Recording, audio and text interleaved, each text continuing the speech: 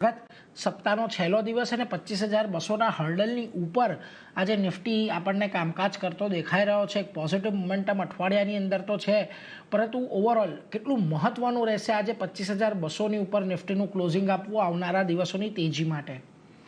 Good morning નીરજભાઈ. Overall આપણે જોઈએ તો એનાથી જે હિસાબથી આપણે માર્કેટનું એનાથી મોમેન્ટમ જોવે આપણે તો છેલ્લા 2 દિવસ અંદર આપણને જોવા મળ્યું છે કે અપસાઇડના લેવલથી થોડુંક લિક્વિડેશન થતા આપણને નિફ્ટીમાં જોવા મળ્યું છે, જેમ 25,200 આસપાસ આવ્યું છે ત્યારબાદ. બટ આજના દિવસમાં આપણે જોશું તો ઓપન થયું ત્યારબાદ એક સારું મોમેન્ટમ બિલ્ડઅપ થતા આપણને જોવા મળ્યું છે.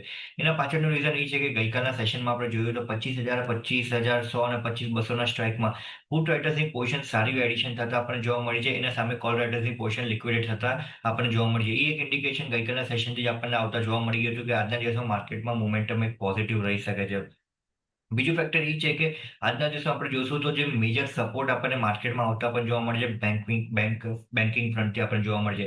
એમાં મેજરલી આપણે જોઈએ તો પીએસયુ બેંક્સમાં એક મેજર સેટઅપ આપણે જોશું તો બધા જ એનાથી પીએસયુ બેંક્સના બનતા પણ જોવા મળે છે. એમાં આપણે સ્મોલ કેપ્સ લઈ લઈએ કે એમાંથી મોટા કાઉન્ટર્સ લઈ લઈએ, બધામાં એક સારું સેટઅપ બનતા પણ જોવા મળે છે.